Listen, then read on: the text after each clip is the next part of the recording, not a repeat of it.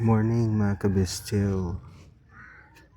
Dumating ba sa punto ng buhay mo na napapabuntong hininga ka? Pagbuntong hininga yung ganon, diba? Ganon ang buntong hininga.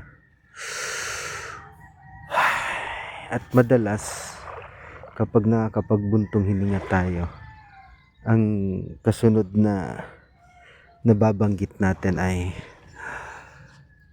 salamat sa Diyos. Salamat sa Diyos, natapos na. Salamat sa Diyos, tapos na din.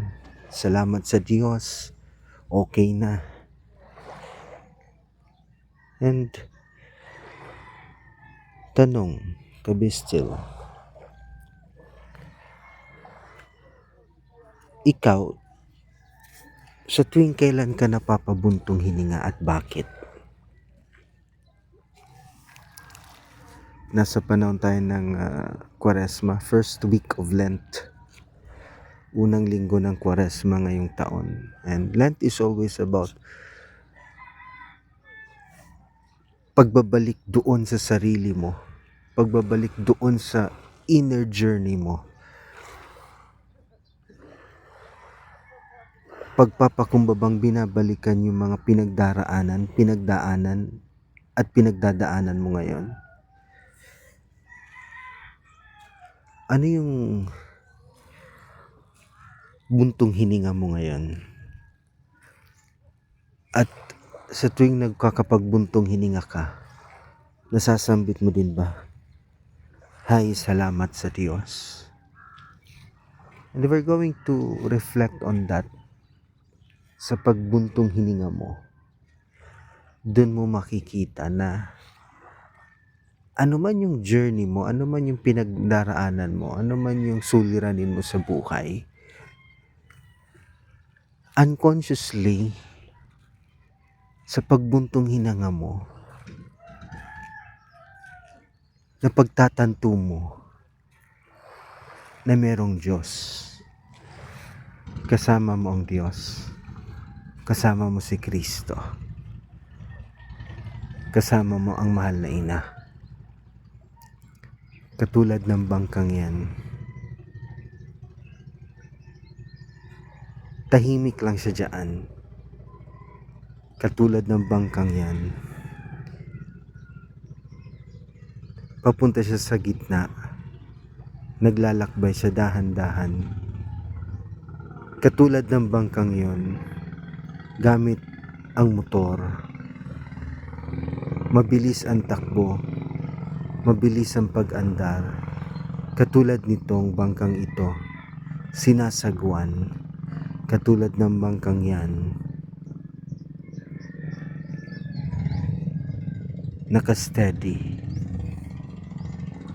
Ano yung mga pagkakataon sa buhay mo na naging steady ka lang, nandiyan ka lang, pinapakiramdaman mo yung daloy, yung paghampas ng mga munting alon?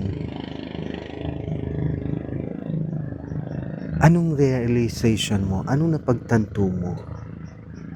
Ano yung mga journeys mo sa buhay na katulad ka ng bangkang ito? Ano yung journey mo sa buhay na katulad ka noong bangkang yan na sinasagwan? Ano yung journey sa buhay mo katulad ng mga bangkang iyon na mabibilis ang takbo, mabibilis ang andar, papunta sa gitna dahil sa kanilang gagawin o sa kanilang ginagawa o hanap buhay? Kabestiyo, ang Kwaresma ay panahon upang tingnan natin ang ating sarili bago natin tingnan yung iba. It is always a self reflection na asan ba yung journey ko? And again, yun nga, balik tayo doon sa salamat. Salamat sa Diyos, makakapagpahinga na. Salamat sa Diyos, ang ganda naman dito. Ano yung mga moments ng buhay mo? Ano yung moments ng journey mo na nabanggit mo yung mga katagang yon? Kailan yon? O matagal na bago mo nagawa ulit magbuntong hininga? Bago mo nasambit na salamat sa Diyos? Bago mo nasambit na wow, ang ganda naman dito, ang sarap naman dito, tahimik, parang ang sarap mabuhay dito, tumira dito.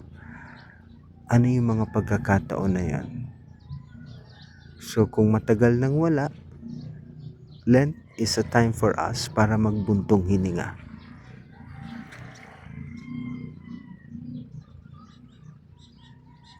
Tingnan ang ating journey. Tingnan kung nasaan tayo ngayon. At doon tayo magbuntung hininga.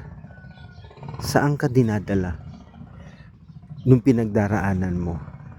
Madalas kasi mga kabistil, dinadala tayo ng journey natin, nung moments ng ating paglalakbay sa mga lugar na ninanais natin, kasi deep inside as hinahanap yon ng ating inner child, ng inner self. So ngayong Kwaresma, baka gusto mo pumunta sa isang lugar na tahimik,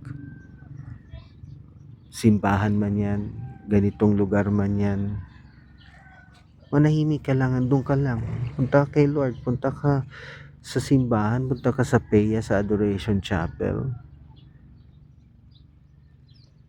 Go for adoration, personal adoration, at doon pag upo mo, doon ka lang, nakaupo ka lang, present everything to God, offer your heart, buksan mo yung puso mo, at doon sa pagkakataon na tahimik isip mo, tahimik yung puso mo, doon ka magbuntong hininga.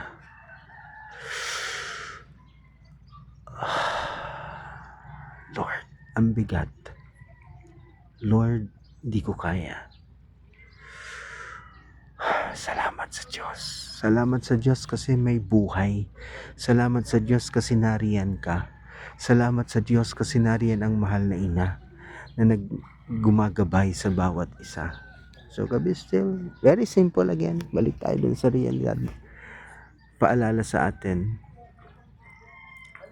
Lent is a time for us to be still and know that He is God. So be still, handa ka na ba magbuntong hininga kasama ni Kristo at ng mahal na ina patungo sa Eucharistia? Keep safe mga kabistil. Ingat po tayo lagi.